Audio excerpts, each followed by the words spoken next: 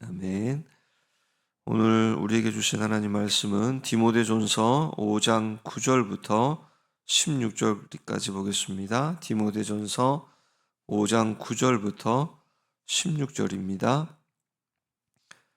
과부로 명부에 올릴 자는 나이가 60이 덜 되지 아니하고 한 남편의 아내였던 자로서 선한 행실의 증거가 있어 혹은 자녀를 양육하며 혹은 나그네를 대접하며 혹은 성도들의 발을 씻으며 혹은 환난 당한 자들을 구제하며 혹은 모든 선한 일을 행한 자라야 할 것이요 젊은 과부는 올리지 말지니 이는 정욕으로 그리스도를 배반할 때에 시집가고자 함이니 처음 믿음을 저버렸으므로 정죄를 받느니라. 또 그들은 게으름을 익혀 집집으로 돌아다니고 게으를 뿐 아니라 쓸데없는 말을 하며 일을 만들며 마땅히 아니할 말을 하나니 그러므로 젊은이는 시집가서 아이를 낳고 집을 다스리고 대적에게 비방할 기회를 조금도 주지 말기를 원하노라. 이미 사탄에게 돌아간 자들도 있도다. 만일 믿는 여자에게 과부 친척이 있거든 자기가 도와주고 교회가 짐지지 않게 하라. 이는 참 과부를 도와주게 하려 함이라. 아멘. 오늘은 참 과부를 분별하고 섬기라. 참 과부를 분별하고 섬기라. 라는 제목으로 주의 말씀 나누겠습니다. 바울은 디모데에게 그리스도의 좋은 군사, 그리스도의 좋은 일꾼이 되어라 라고 부탁을 했습니다. 그러기 위해서 우리가 이 앞에 4장 7절에 보면 경건에 이루도록 연단하라, 훈련하라 라고 말씀합니다. 그러니까 경건의 삶은 하루아침에 이루어지는 것이 아니기 때문에 계속해서 훈련해야만 한다라고 이야기하는 것이죠. 그리고 이제 오늘 5장부터는 그렇게 그리스도의 좋은 군사, 일꾼이 되기 전에 또 일꾼이 되기 위한 또 다른 덕목 하나로서 권면을 하는 것이 있는데 그것이 어떤 내용이냐면 신앙생활은 나 혼자 하는 것이 아니라 더불어 함께 하는 것입니다. 더불어 함께 하는 게 맞죠. 그러다 보니까 개인의 영역에서는 그리스도의 좋은 일꾼으로서 또 훈련이 필요하고 또 여러 사람과의 더불어 함께하는 이 관계의 영역에서는 교회 생활 안에서 일꾼답게 살아야 하는데 그래서 교회 내에 있는 성도들을 이 목회자인 디모데가 어떻게 대해야 하는지를 가르쳐 주고 있는 그런 말씀입니다. 그래서 우리가 오늘 5장 9절부터 보고 있지만 이 앞에 5장 1절, 2절 가운데에서는 이 교회의 성도들을 마치 부모와 그리고 형제에게 대하듯 하라라고 말씀합니다. 우리는 먼저 이 부모에게 하듯 하라. 우리는 유교 문화권 속에서 이 어른을 공경에 대해서 아주 익숙하죠.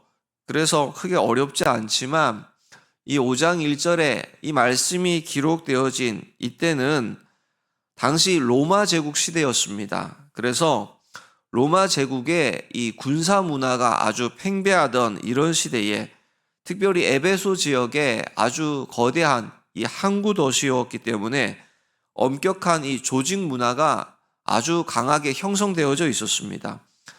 로마 군대의 군사 문화가 이 법과 조직이 강하게 적용되어져 있던 그런 도시, 그런 시대 가운데에 어떤 조직이 이렇게 딱 갖춰지게 되면 나이보다는 사회적 지위와 계급이 훨씬 더 중요한 시대였습니다.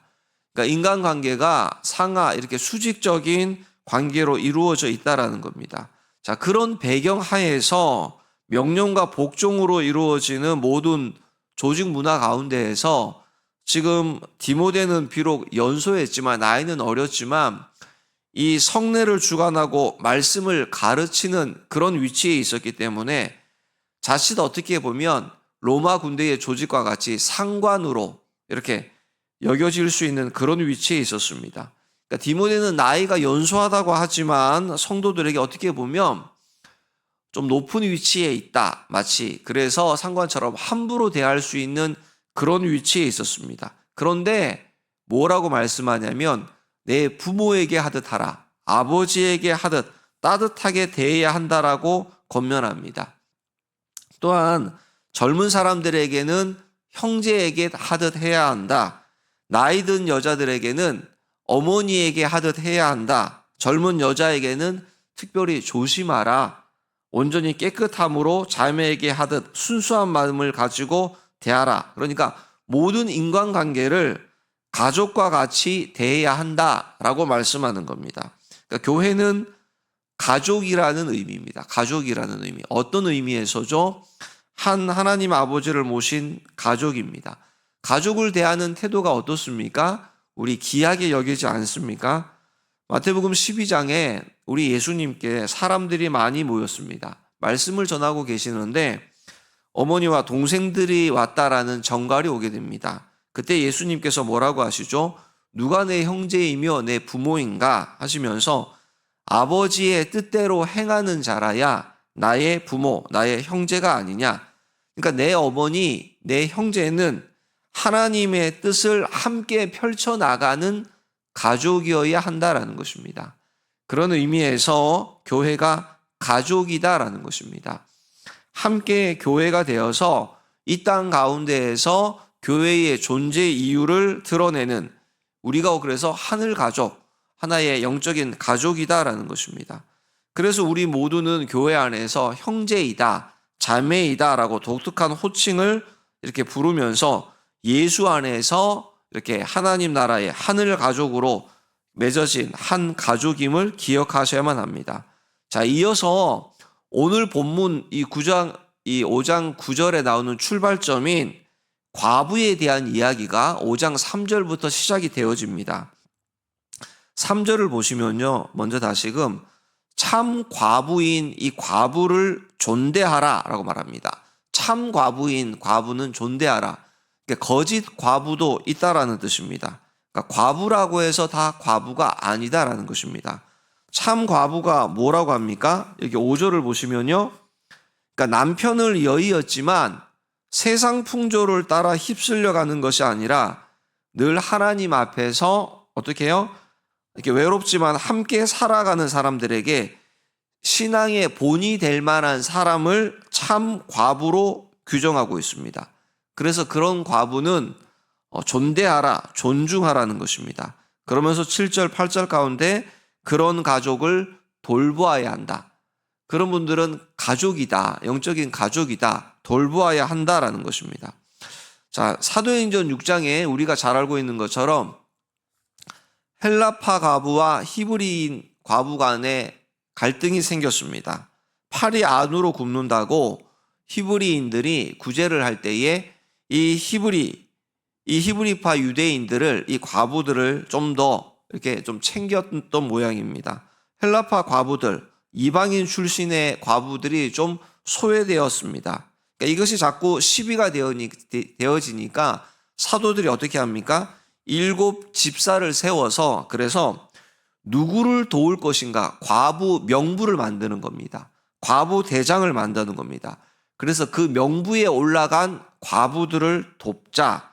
그러면 누구를 명단에 올릴 것인가 해서 그 과부 명단을 작성하는데 그 과부 명단에 올릴 그 작성의 기준을 오늘 본문 9절입니다.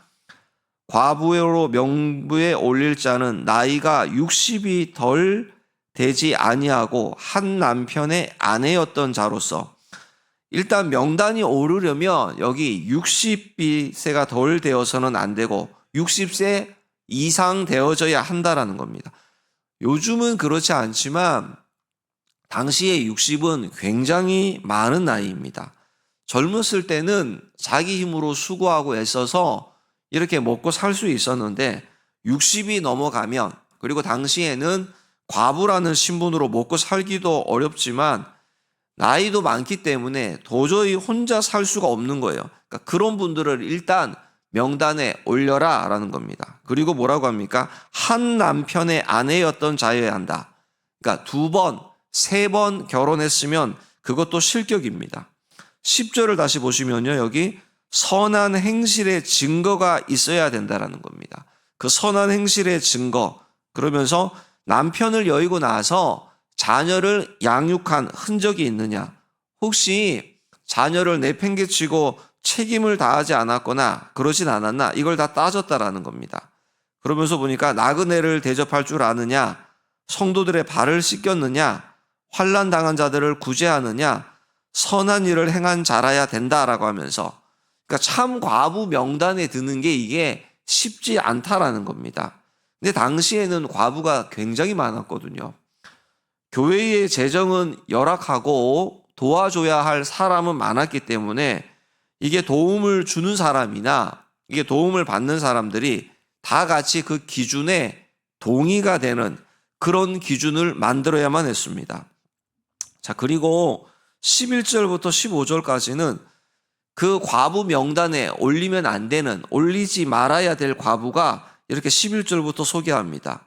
먼저 여기 11절부터 15절 내용을 쭉 보시면 젊은 과부는 안 된다라는 겁니다. 이유가 뭐죠? 오늘 본문 가운데 보면 이 젊은 과부, 이 젊은 사람들은 빨리 재가를 하도록, 결혼하도록 돕는 게 낫다라는 겁니다. 첫째는 평생 과부로 사는 것이 쉽지 않기 때문이고, 그러다가 잘못해서 이 젊었을 때 실족을 하게 되면 믿음을 떠나게 되어지고 오히려 정죄를 받기 때문에 젊은 과부들은 과부 명단에 올려서 계속 도울 일이 아니라 정상적인 가정을 갖도록 그렇게 돕는 게 더 낫다라는 겁니다. 그리고 13절 보시면요, 그들은 게으름을 익혀서 집집으로 돌아다니고 게으를 뿐 아니라 쓸데없는 말을 하며 일을 만들며 마땅히 아니할 말을 하나니, 이 젊은 과부들을 명단에 올려놨더니 일 안 하고 그냥 편하게 게을러서 집집마다 돌아다니면서 쓸데없는 말을 하고 다닌다라는 겁니다. 일을 만든다. 할 일이 없기 때문에 일을 만드는 사람들이 되는 겁니다. 할 일이 없기 때문에 자꾸 무슨 말을 만드는 겁니다. 그러니까 시비를 만든다, 분란을 만든다라는 것입니다. 그러면서 16절에요. 만일 믿는 여자에게 과부 친척이 있거든 자기가 도와주고 교회가 짐지지 않게 하라. 이는 참 과부를 도와주게 하려 함이라 라고 하면서, 믿는 사람에게 과부가 있거든, 친척이 있거든 먼저 도우라는 겁니다. 그 가족이. 교회가 먼저 돕도록 함으로써 교회가 너무 부담을 과도하게 지지 않도록 그 가족이 먼저 도와야 한다라고 말씀합니다. 자, 오늘 우리 시대에 지금 오늘 이 말씀 우리는 어떻게 받아야 합니까? 이 말씀의 기본적인 취지가 무엇입니까? 1차적으로는 겉으로 보여지는 이 내용이 사회적으로 가장 어떻게 보면 취약한 사람, 정말 형편이 어려운 사람, 누구도 관심을 갖지 않는 이들에게 관심을 가지고 도와야 할 것을 말씀합니다. 자, 그런데 교회는 구제가 있어야 하지만 교회가 구제하는 것이 본업이 아닙니다. 교회의 주가, 본 임무가 구제가 아니라는 겁니다. 그러니까 항상 모든 일에 1차적으로 교회가 구제의 모든 것을 힘을 쏟아. 구제는 필요로 한데 그게 본래 교회의 본 일이 아니라는 거죠.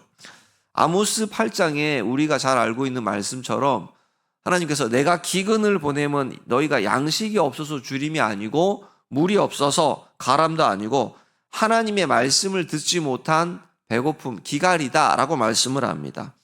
그러니까 오늘날 가장 소외된 계층은 어떻게 보면 하나님을 떠난 사람들, 하나님에게 떨어져 나가 있는 사람들이라고 성경을 말씀하고 있는 겁니다. 하나님의 말씀을 받지 못한 사람들, 그래서 목마르고 허기진 사람들이라는 겁니다.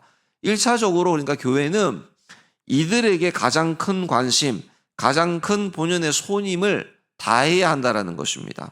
목마른 사람에게 물이 필요하고 배고픈 사람에게 양식이 필요하지만 오늘날 대다수 사람들이 그래도 밥은 이렇게 저렇게 먹고 물은 마시지만 지금 기근 상태에 놓여 있다라는 겁니다. 어떤 상태요? 마치 마른 뼈와 같이 변해가는 그들이, 하나님의 말씀이 없어서 변해가는 그들이 어떻게 보면 가장 소외된 계층, 교회가 가장 1차적으로 구제도 해야 하지만 관심을 가지고 힘을 쏟아야 할 이들은 그렇게 뭐 먹는 것도 부실하고 연약하고 힘든 가운데 있지만 그들 가운데 그래도 제일 1차적으로 교회가 돌아보고 관심을 가져야 하는 것이 그들 가운데 하나님의 말씀이 없으므로 주를 떠난 것이다. 그들을 돌보아야 한다라는 것입니다. 어떻게 해요? 그들에게 주의 말씀으로 생기가 돌아오도록 살아있고 운동력이 있는 이 하나님의 말씀을 선포하는 것. 그래서 생기야 들어가라 라고 그들에게 말씀을 선포하고 대언하는 것. 그래서 마치 마른 뼈가 살아나서 군대가 되어지는, 이게 지금 교회가 해야 하는 가장 시급한 일이고 가장 중요한 일이다라는 것입니다. 말씀을 맺습니다. 오늘 저와 여러분, 우리는 예수님 안에 하나님의 이 하늘 가족 사랑으로 맺어진 한 가족임을 기억하시고 믿으시길 바랍니다. 바라기는 정말 우리 주변에 어려움 가운데 있는 분들 마땅히 우리가 가서 찾아가고 도와야죠. 돌볼 수 있어야만 합니다. 또한 그것과 더불어 중요한 것이 있다면 뭐죠? 네, 주의 말씀으로 위로하고 또 기도하면서 하나님을 떠난 이들을 다시금 말씀 앞에 서도록 돕는 것입니다. 그러니까 교회가 구제를 하는 것도 이런 구제를 하고 또 여러 가지 많은 손길로 베풀고 도우면서, 왜 우리가 선교지, 선교팀도 가서 그들에게 많은 것들을 도우면서도 목적이 뭐죠? 1차적인 목적이 복음 전하기 위한 거잖아요. 그들을 주의 말씀 앞에 세우도록 하는 것. 그러니까 어려움 당한 분들을 마땅히 도와야 하지만 이것과 더불어서 주의 말씀으로 또 위로하고 격려하고 또 말씀 앞에 서도록 하는 것. 이게 영과 육의 가족을 돌보는 정말 교회인 저와 여러분 우리에게 맡겨진 사명이다라는 것입니다. 그래서 오늘도 우리에게 보게 하시고 또 듣게 하시고 또 만나게 하시고 생각나게 하는 그들을 찾아가서 베풀고 나누며 섬기는 은혜, 이것이 오늘 저와 여러분 우리 교회된 우리에게 맡겨진 사명임을 또 기억하시고 오늘 한 날도 또 그들을 위하여 기도하고 힘써 또 주의 사랑으로 다가설 수 있는 한 걸음 한 걸음 나아가는 저와 여러분 우리가 되기를 주의 이름으로 축복합니다. 하나님 감사합니다. 또 오늘 한 날